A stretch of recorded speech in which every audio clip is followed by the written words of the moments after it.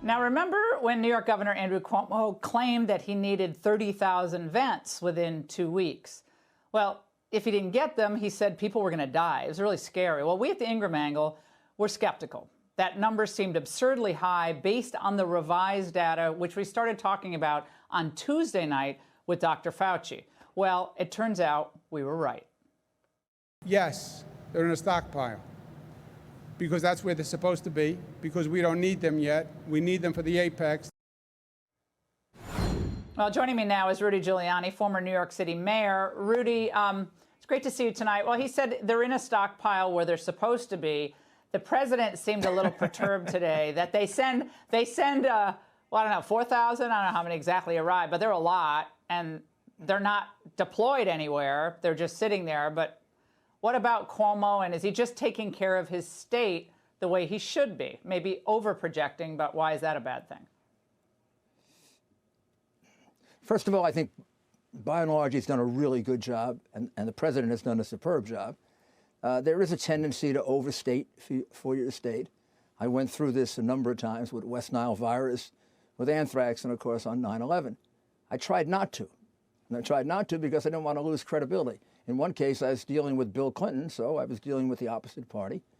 The other case, I was dealing with President Bush, but I also understood the president's got demands from all over the world, all over the country, in the case of anthrax.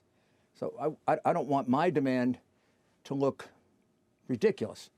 Now, this looks like a case where they didn't know, the right hand didn't know what the left hand was doing, which can happen in a situation like this. So you sort of back off. Maybe you make a little apology for it. The most important thing is to keep up good relations. Yeah, I think that's right. And I think the president has said many times, which I think, again, is why his numbers, not that that's what's important, but I think people like the fact that he says, I'll work with anybody. To get this country going again and to protect people, I don't care where you come from, what party you come from, what company you come from, I'll work with anybody. That's the kind of thing we need to hear in a crisis, in my view. And I think you did that after 9/11. You did the same thing. A little advice for the governors and the mayors, having been in that position in 3 extraordinarily difficult situations. I'd say one equal to this. Take the blame when you have to.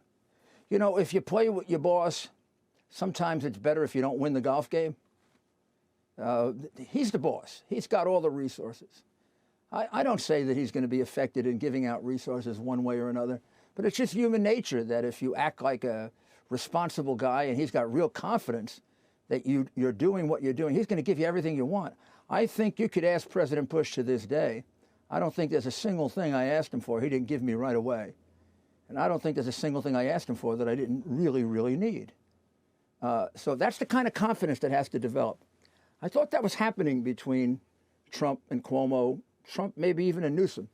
So let's see if we can get back on it. But by and large, compared to some of the others, like my completely absent mayor, Cuomo is a hero. I mean, he's like, God. Yeah.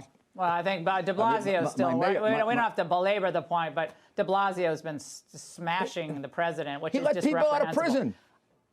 Yeah. Well, this crazy judge on just yesterday, Rudy, let out this guy who stabbed his girlfriend multiple times in the chest from Rikers, ordered him and 15 others released because the Legal Aid Society petitioned the judge because they're worried about their health at Rikers Island. I'm thinking, this guy murdered his girlfriend in June of 2018. This is the case I'm putting up on the screen for you. And now this guy's going to go free, a murderer. Have they really gone wacko? I mean, the fact is, the reason they're arguing they should get out of Rikers Island is Rikers Island is rampant with coronavirus. So we are putting out on the street people coming from a place that's rampant with coronavirus into a city that's the epicenter on the streets. Of coronavirus. And I'm being told to stay home. I'm being told to stay in my apartment. Don't leave, or as little as possible. I mean, this is crazy. I wanted to bring to your attention Dr. Zelenko's report. I hope you saw that.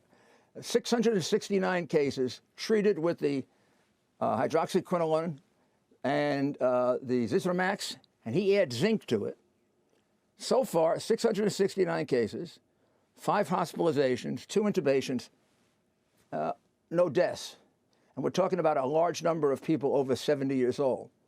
So I'm going to keep a close track on we're that. We're seeing great results. But Rudy, you've seen this in your career in politics and in your time in government, federal government and state government. But you get the sense that the media, they don't, almost some of them don't want things to go back to normal in the United States. They like this crisis point. They really don't want things to go back to normal. And a lot of them seem, as the news comes in that might be slightly better than we thought, they're angrier and grumpier than they should be. It's odd. I could hardly find Fauci's readjustment. I tried to, I heard it, and I wanted to see it again because I wanted to say in an interview this morning the exact words that Fauci said. Jonathan's almost buried him, and that's big news.